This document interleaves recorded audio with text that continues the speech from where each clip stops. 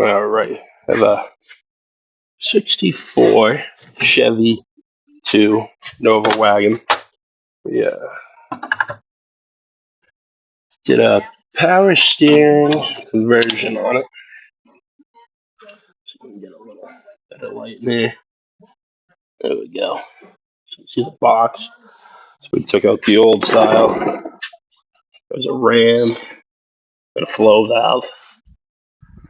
So doing something a little different because I had a lot of problems with this system not wanting to bleed out properly. Kept wanting to jerk the wheel side to side. Tried different flow valves, tried different pumps, tried different rams, everything. Nothing would seem to work. So this is the setup the customer opted for. Got the column out. Everything's all hooked up underneath. This is just the next step. So I did what they told me to do for the column and not working. So we're going to make something work because $1,300 for just a column, a little outrageous. So see what we can do.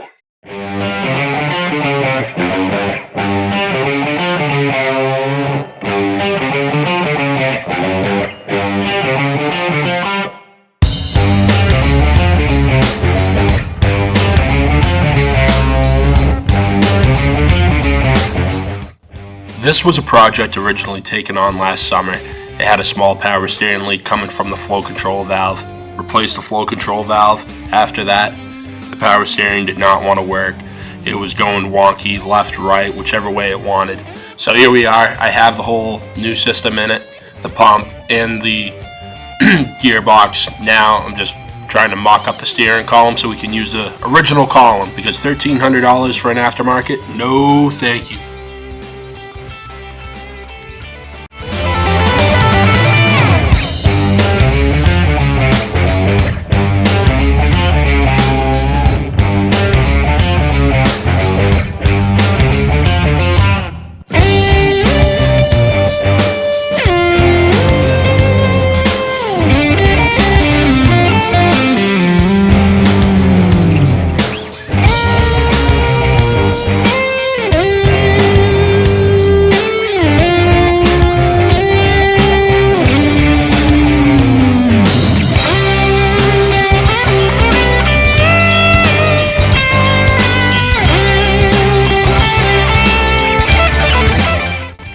So the only reason that I'm not using the audio from the video, for some reason, the GoPros did not want to work that day. So here I am.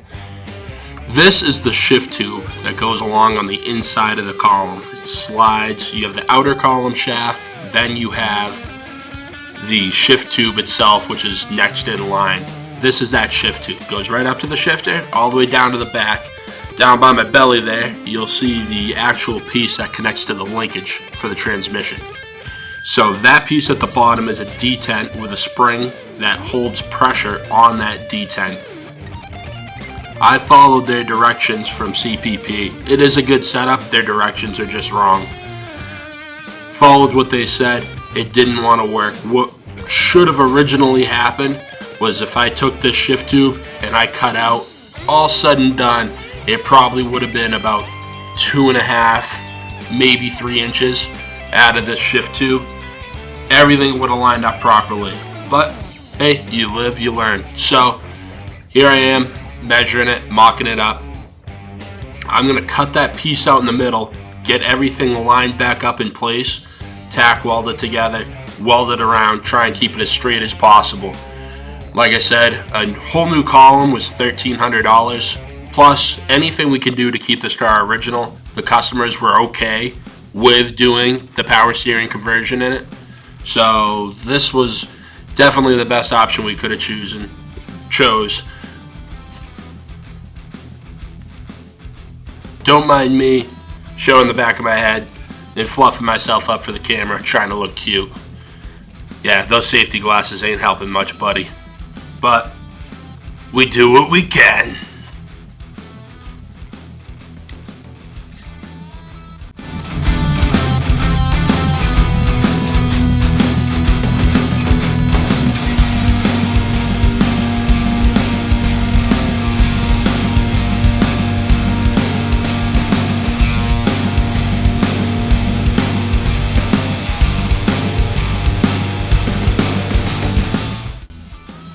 I have the length cut out of the middle that I need. I'm going to take these two pieces, bring them over to the grinder, clean them up. I want to try and make them as flush as possible, so when I go and put this together, nothing's going to be crooked or cocked out of the way. Everything's going to line up perfectly and be right where I need it.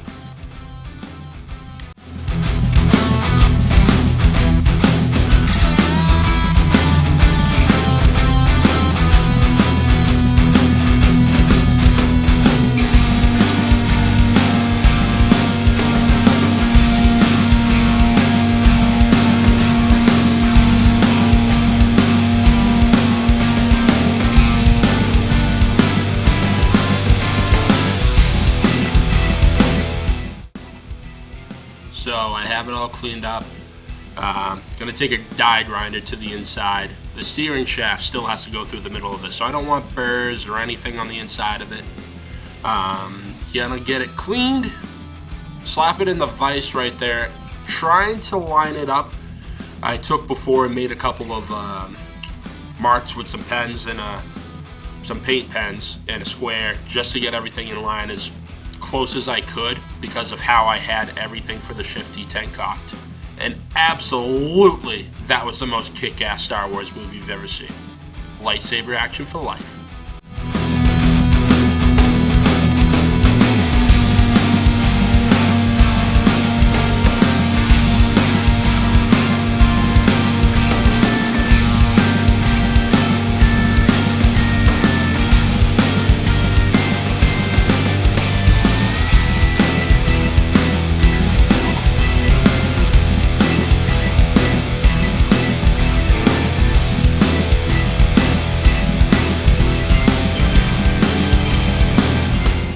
So this is my first time doing any project like this. Never mind cutting down a shift tube for a steering column. Haven't been there before. So with the help of Ben, I got this lined up where I needed to be. He gave me a pointer on using a piece of angle iron and clamping it all down. So it actually worked out really well. So I have this in place. I have the TIG welder in the back, still waiting for the leads on that. So we're gonna go grab the MIG, get this welded up.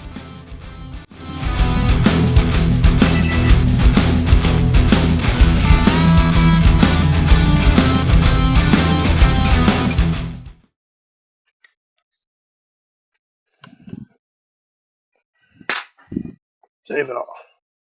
Saving every little piece, because you never know, like in this case, what you're going to have to throw back together. Alright.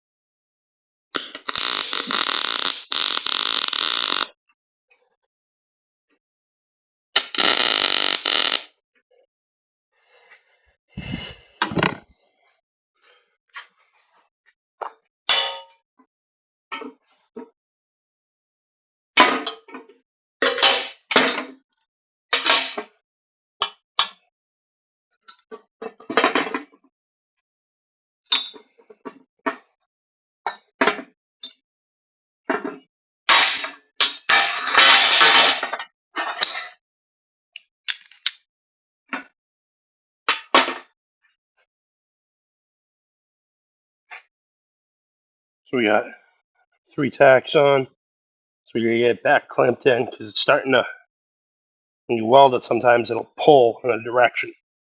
So we got to get it clamped back down, get that seated right there, and then put a couple tacks in there and then weld her around, clean her up.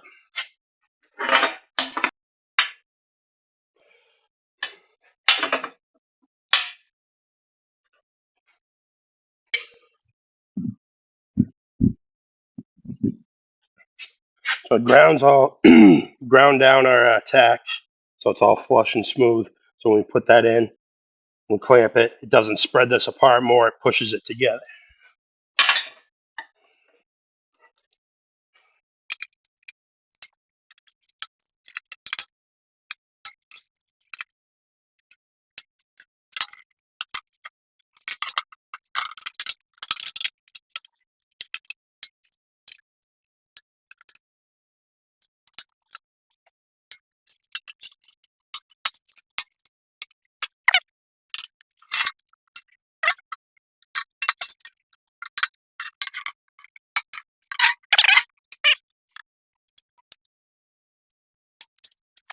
So we got the other side all clamped in, straightened out.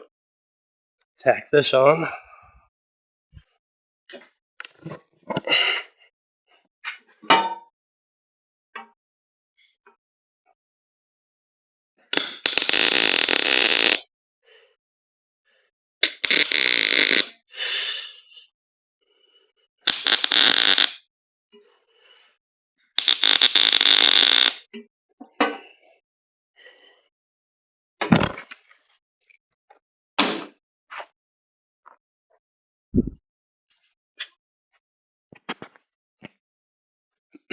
All right, this is all tacked in place.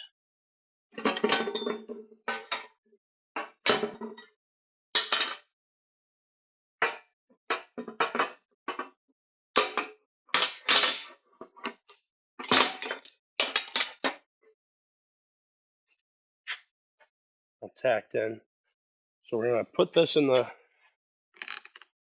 So we're gonna put this in the column. Kind of throw everything together a little, see how it fits, get a decent idea of how it's going to be working. So.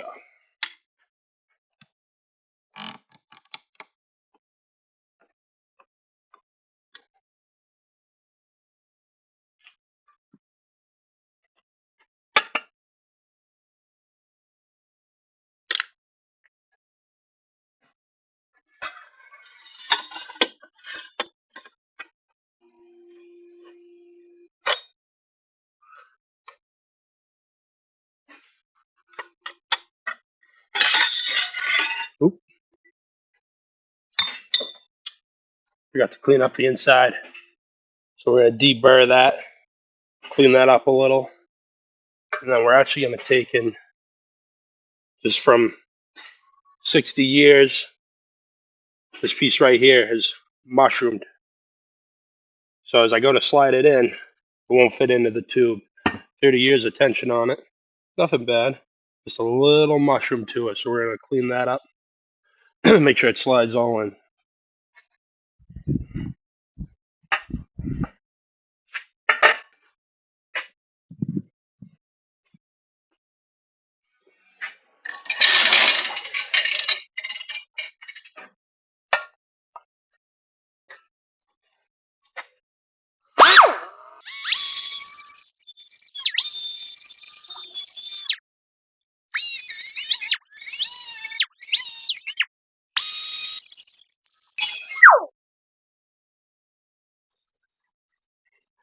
All right.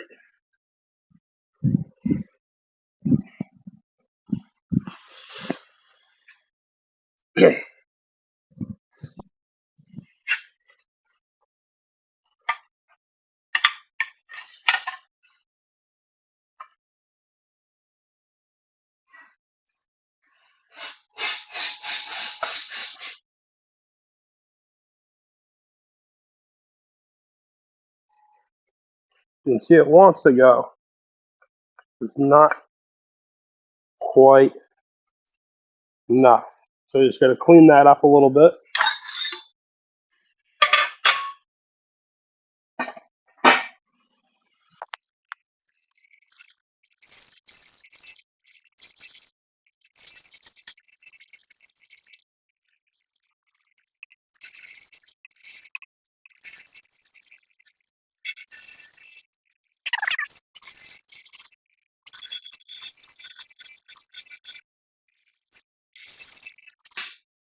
All right. See how that does.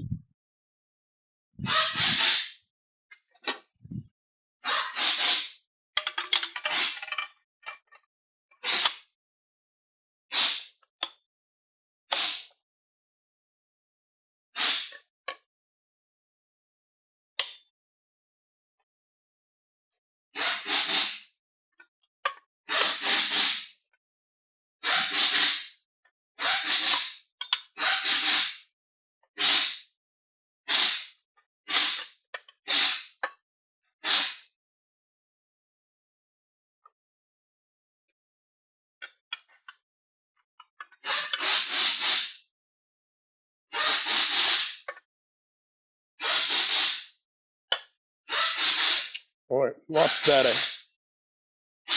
Let's see if we can get it cleaned up just a little bit more. We don't want it falling in there because we still have to line up the 2 bolt holes, which we got to clean up a little bit. We got to drill our holes in here, put a strap on, get this bolted down. Let's see.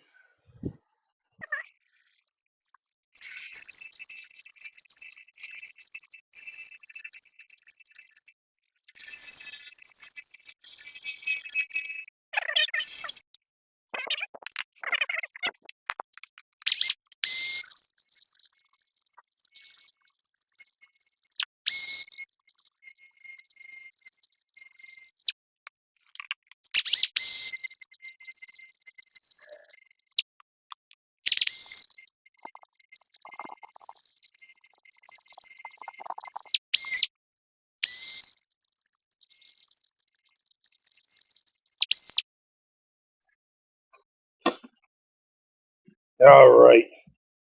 See where we're at.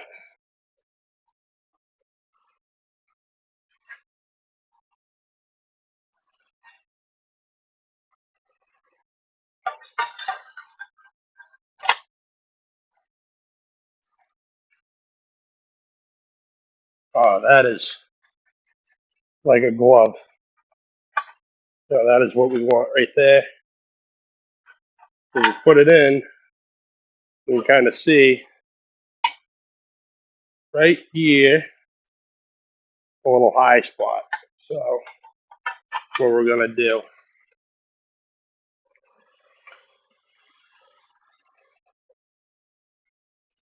If that's sitting in there, you can see it doesn't sit flush. You can see it doesn't sit flush right there. So what we're gonna want to do is take probably a Sharpie's width down. Not that whole amount. I want to get probably halfway down that line.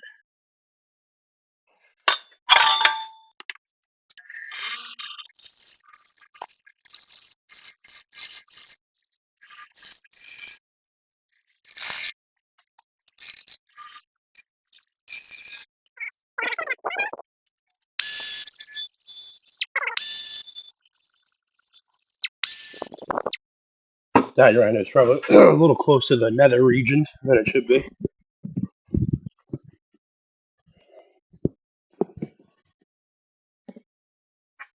Alright, let's see.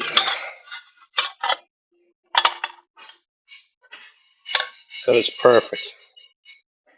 Just where I want it to be. Alright. So we got that in place. Put you guys back up on the clamp. Alright. So we're taking, clean up some of our paint over here.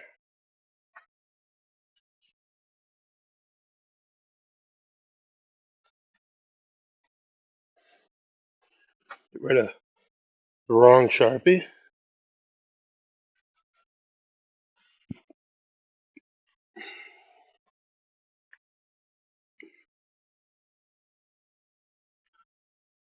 Alright. So just to make sure, see we're still in park. And this is our park detent right there. So we're going to line this up so we know right where to keep it. Worst case, we'll get this all together after we drill the holes to keep the detent in place. We might have to slot them a little bit, but that's okay. Hey, the factory one was slotted. We're going to try and do it right in the right spot. A little measuring and a little finesse.